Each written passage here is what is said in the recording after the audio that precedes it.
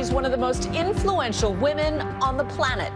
Facebook COO Sheryl Sandberg was on top of the world when she suffered a crippling blow with the shocking death of her husband.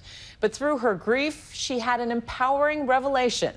Resilience is not something you're born with. She says it can be taught. Now she wants to share her wisdom born of pain.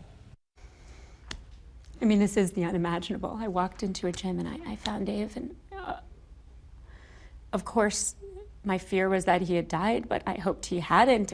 A horrifying discovery, the moment Sheryl Sandberg found her husband Dave Goldberg in a pool of blood while on vacation in Mexico. At first, we thought Dave had died by falling off an exercise machine. My brother's a neurosurgeon. He kept telling me, that's not true. That is not what happened. Something happened to make him fall in the first place. He'd suffered a cardiac arrhythmia, and the Facebook COO, the woman who'd always seemed so sure of herself, felt utterly lost. Suddenly a widow, she had to fly home to break the tragic news to their children. Sitting down with my 7-year-old daughter and my 10-year-old son and telling them, you're never going to see your father again, is, something I could not even imagine. From the very beginning, I tried to tell my kids to respect their feelings. It's okay if you cry. It's okay if you feel sad or jealous of other children who have fathers. It's also okay to laugh and be happy because Daddy would want that for you. Their daddy was the widely beloved CEO of SurveyMonkey. 47-year-old Goldberg and she were Silicon Valley's ultimate power couple. Dave was my rock. He always was the one to tell me everything would be okay. He was brilliant. He was so generous. To this day, I meet people that I don't even know. They'll say, Dave changed my life. So let me ask you about your necklace. It's a very special piece of jewelry, isn't it? Yeah, this is Dave's ring. I started wearing it right from the beginning. And to me, it's a symbol of Dave and his impact on my life, but also my friends who really stepped in to help take care of me. One of those friends, Facebook founder Mark Zuckerberg. Mark was one of the first people I called from the hospital when I knew Dave had died. He was at my house with his wife Priscilla the next day. They showed up for me and my children. They took us on vacation. They've come over to play games. They're still doing it. The author of Lean In found herself having to lean on others. Sandberg says she felt emotionally ostracized by her grief. I felt like no one was talking to me, and I would drop my kids off at school and all the friendly highs I had with the other parents. I think people were so scared to say the wrong thing, they said nothing at all.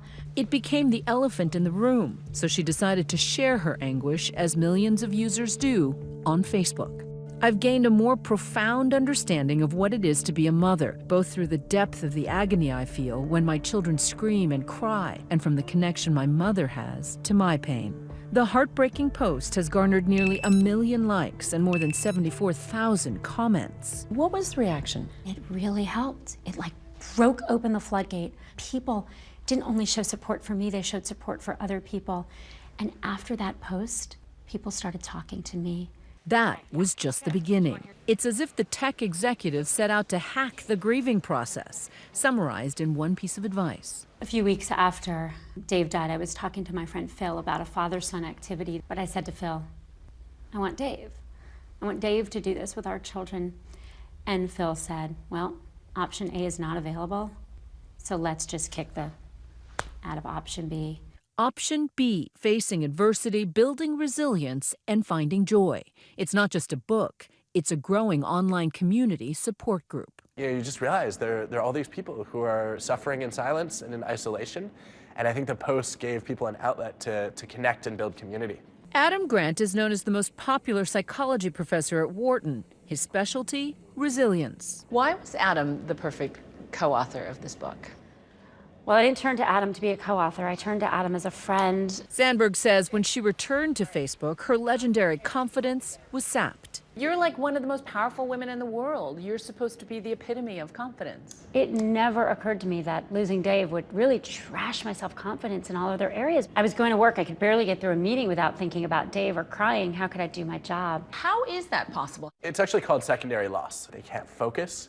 They are feeling all these uncontrollable emotions. They feel like, other people are seeing them as fragile, and that leads to a lot of self-doubt. Option B, essentially a handbook for overcoming trauma, looking for pinpoints of light in the darkness. Adam suggested that I write down 3 moments of joy in a journal every night before I go to bed. My coffee tasted great this morning.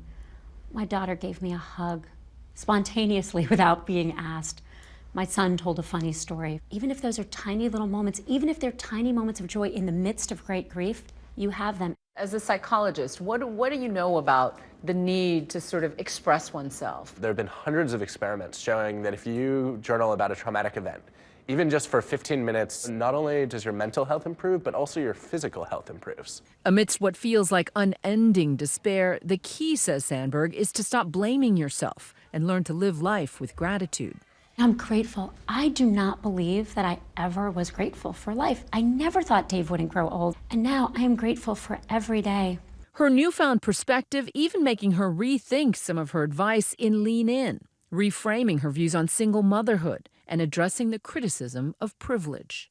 We need to do better for single mothers. 37% of single mothers in this country are living in poverty, 40% if you're Black or Hispanic. And that's unacceptable. That means that we're not preventing adversity, and it means we're not helping people through hardship. And we absolutely need to do better. Facebook has since improved its already generous leave policies, doubling the number of bereavement days. And while she's received a chorus of praise for sharing her pain so publicly, there are inevitably a few detractors. How do you shut down the naysayers who might say, oh, isn't it too soon to write a book? Everyone grieves in their own way and in their own time. And I want something good to come out of this tragedy. She has found moments of joy, even has a boyfriend. In fact, it was her mother-in-law who gave her blessing. Dave's mother did the most profound thing as you were cleaning out his closet. She did. She said, and one day you will remarry, something I hadn't really even thought about dating at all. You talk about it in the book, this double standard that when a widow starts to date, there's a lot of judgment and eyebrows raised. We judge people who date, particularly women, after their spouses die. And I found Dave, and I wanted to spend my life with Dave. And I thought I would, but I don't have that choice. And so when we judge people who lost their spouses for trying to find happiness any way they do, including dating, we really hurt their recovery. And I'm hoping option B gives people the permission they deserve to rediscover joy. And rediscover ambition. Sandberg sits on the board of Disney, our parent company, and there is seemingly endless fascination with her future career moves. It's always in the air, talk of like, oh, Sheryl Sandberg is going to be the next CEO of the next other big shining company, or she's going to run for the White House. Do you think Donald Trump should be worried? I'm not running for office. I really love my job at Facebook. Mark and I were close before, but after he supported me the way he did through this, there's no one I'd ever want to work with the way I work with Mark.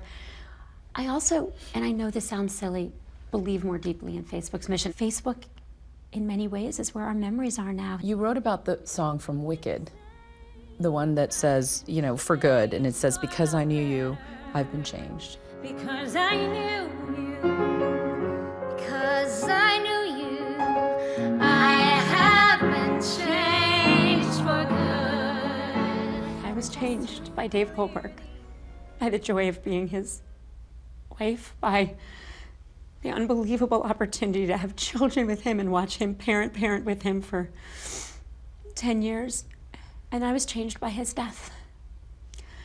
I'm sadder than I was before. I still have this huge reservoir of sadness, and I still miss him so much. But I'm closer with my friends and family and people like Mark than I ever thought possible. But I can appreciate every moment I have with my children. And maybe through this book, I can help other people appreciate that they have those moments now too.